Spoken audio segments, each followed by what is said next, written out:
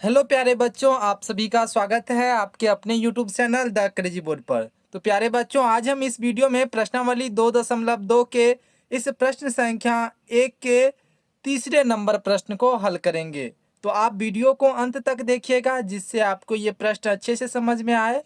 अगर आप class 10th में हैं तो आप हमारे चैनल को सब्सक्राइब कर लीजिए, क्योंकि हम इस चैनल पर कक्षा 10 के सभी प्रश्नों का हल अपलोड करते रहते हैं जो आपके एग्जाम के पॉइंट ऑफ व्यू से काफ़ी इम्पोर्टेंट रहता है। तो आइए हम प्रश्न को हल करना प्रारंभ करते हैं।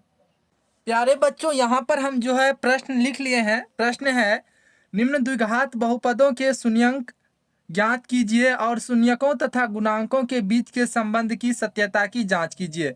सबसे पहले ये जो हमको बहुपद दिया हुआ है इसका शून्यंक निकालना है। उनके बाद शून्यंकों तथा गुणांकों के बीच की संबंध की सत्यता की जांच करना है। तो आइए हम सबसे पहले इसका हम शून्यंक निकालते हैं, उसके बाद जो है इसके संबंध का जांच करेंगे। तो यहाँ पर बहुपद है 6x² - 3 - 7x। जैसे ही हमको शून्यंक निकालना है तो हम क्या करेंगे, बहुपद जो दिया रहेगा उसके बराबर में कर देंगे 0, क्योंकि हमको शून्यंक निकालना है। तो शून्यंक निकालना है तो बराबर क्या कर देंगे, 0। तो बराबर हम कर देंगे 0। और यहाँ पर जो हमको बहुपद दिया हुआ है, बहुपद है 6x² - 3 - 7x। तो आप जानते हैं बहुपद का विस्तार रूप क्या होता है, वो होता है ax² + bx + c। तो सबसे पहले x² वाला टर्म होगा, उनके बाद x वाला टर्म, और सबसे लास्ट में होगा अचर पद यानी c, जो क्या है, कांस्टेंट है। तो यहाँ पे हम बहुपद को इसी टर्म में लिख लेंगे। तो सबसे पहले क्या लिखेंगे, x² वाला, उनके बाद x वाला, तो माइनस लिखेंगे 7x, उनके बाद -3, लास्ट में कांस्टेंट -3 बराबर क्या कर देंगे, 0। अब क्या करेंगे, इसका हमको गुणनखंड करना है। तो गुणनखंड करेंगे तो हम क्या करेंगे, शुरू वाला लास्ट वाले को गुना कर देंगे, यानी जो x² का गुणांक है, x² का गुणांक क्या है, 6 और जो कांस्टेंट 3 है c, इनको गुना कर देंगे। तो 6 और 3 को गुना करेंगे तो क्या हो जाएगा, 18। और 18 का हम क्या करेंगे, गुणनखंड करेंगे। तो 2 से लगाएंगे, 2 9 18, फिर 3 से लगेगा, 3 तिया 9।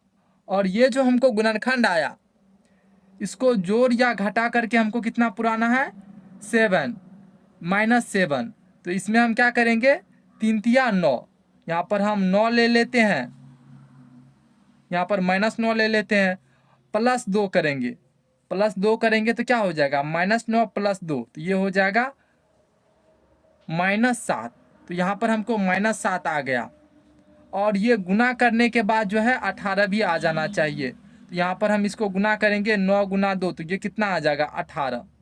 और 3 तिया 9 किए, -9 यहाँ पे लिख दिया, +2, तो यहाँ से ये -7 भी आ जाता है। और इन दोनों को अगर गुना करेंगे तो क्या हो जाएगा, 9 × 2, तो ये 18 भी आ जाना चाहिए। तो 18 भी आ गया। तो यहाँ से हम इसको लिखेंगे 6x, तो यहाँ से इसको लिखेंगे 6x² - 9x, उनके बाद क्या है, +2x। इस 7 के जगह हम क्या लिखे, -9x + 2x, उनके बाद लिखेंगे -3 बराबर 0।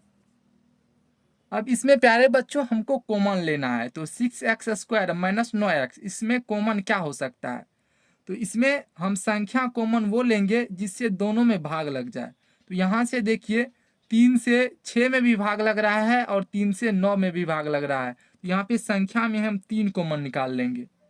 दूसरा संख्या अगर 4 लेते तो 4 से दोनों में भाग नहीं लगता है। अगर 5 लेंगे तो 5 से भी दोनों में भाग नहीं लग रहा है। इसी कारण से यहाँ पे हम लिए 3। 3 से 6 में भी भाग लग रहा है और 9 में भी भाग लग रहा है। उनके बाद दोनों में है x, तो यहाँ से हम निकाल लेंगे x। यहाँ से 3 से भाग दीजिए तो क्या हो जाएगा, 3 दूना 6, और यहाँ से x² है, उसमें से x कॉमन आ गया तो यहाँ पे बच गया x। उनके बाद देंगे माइनस, अब 3 तिया 9, 3 से भागा दीजिए 9 में, तो 3 तिया 9 3 बार लगेगा, और यहाँ से x तो कॉमन ही आ गया, यानी बाहर ही निकल गया, तो यहाँ से x हट जाएगा। उसके बाद क्या करेंगे, प्लस, यहाँ से कॉमन क्या निकलेगा, यहाँ से कॉमन हम सिर्फ 1 निकाल सकते हैं। यहाँ से कॉमन हम क्या निकालेंगे, 1, क्योंकि 2 भी दोनों में नहीं है, यानी 2 से दोनों में भाग नहीं लग रहा है, और x भी दोनों में नहीं है। तो यहाँ से हम एक निकाल लेंगे कॉमन, क्योंकि एक से तो दोनों में भाग लग सकता है, क्योंकि एक से किसी भी संख्या में भाग लग सकता है। तो यहाँ से हम एक कॉमन निकाल लेंगे, क्या बच जाएगा 2x माइनस 3 बराबर क्या हो जाएगा 0। अब यहाँ से हम क्या करेंगे, जो बाहर वाला रहेगा उसको एक जगह लिख लेंगे, और अंदर वाला जो रहेगा यानी जो ब्रैकेट के अंदर है 2x माइनस 3, यहाँ पर 2x माइनस 3, ये ब्रैकेट के अंदर वाला दोनों बराबर ही रहता है। जैसे 2x माइनस 3 ये है तो ये भी 2x माइनस 3 ही रहेगा। अगर यहाँ पर 2x प्लस 3 आ जाता है या कोई दूसरा संख्या आ जाता है, इसका मतलब आप गुणनखंड में कहीं गलती किए हैं, इसीलिए अंदर वाला ये जो है ये दोनों सेम रहता है। यहाँ पे हम क्या करेंगे 2x माइनस 3, इन दोनों में से एक निकाल लेंगे, और ब्रैकेट के जो बाहर है यानी 3x प्लस 1 इसको हम एक जगह लिख लेंगे, 3x प्लस 1 बराबर क्या हो जाएगा 0। अब प्यारे बच्चों हम यहाँ पे क्या करेंगे, यहाँ पे हम लिखेंगे जब एक बार 2x माइनस 3 बराबर 0 करेंगे, और एक बार क्या करेंगे 3x प्लस 1 बराबर 0 करेंगे।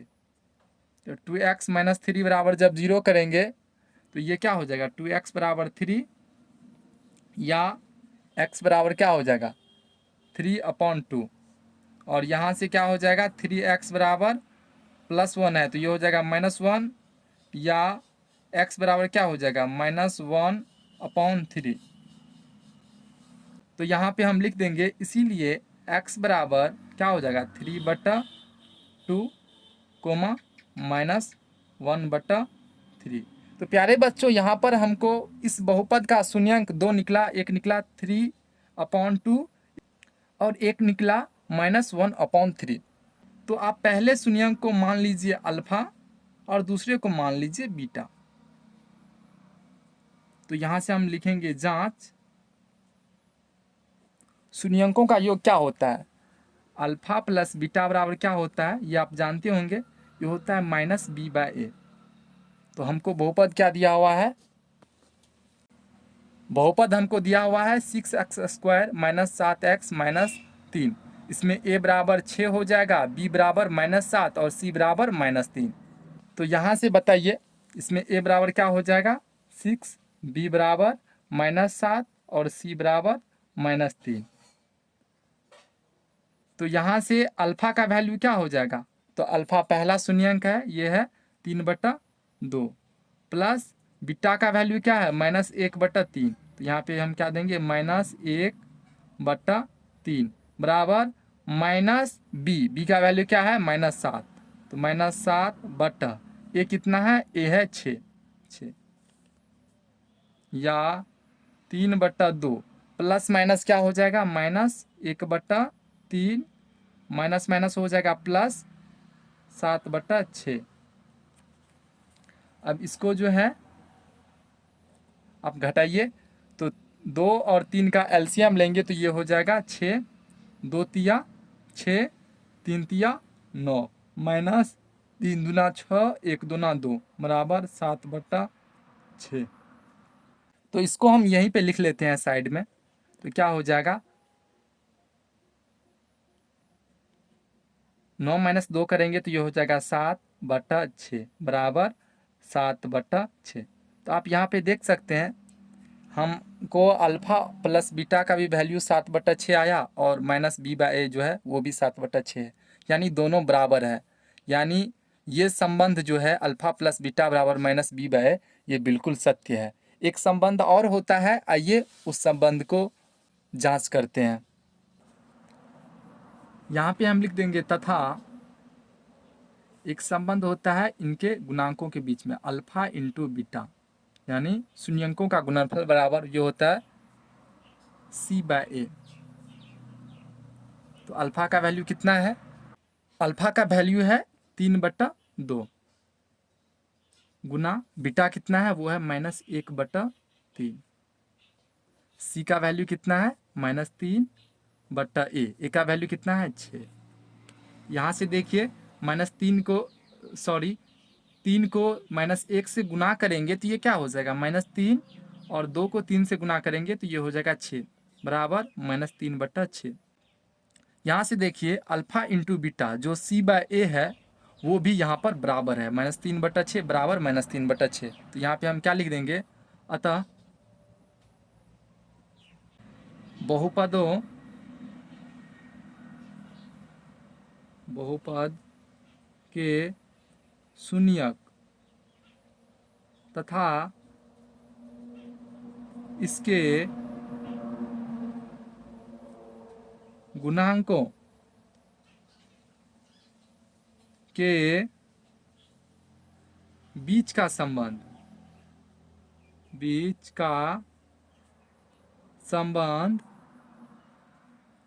सत्य है।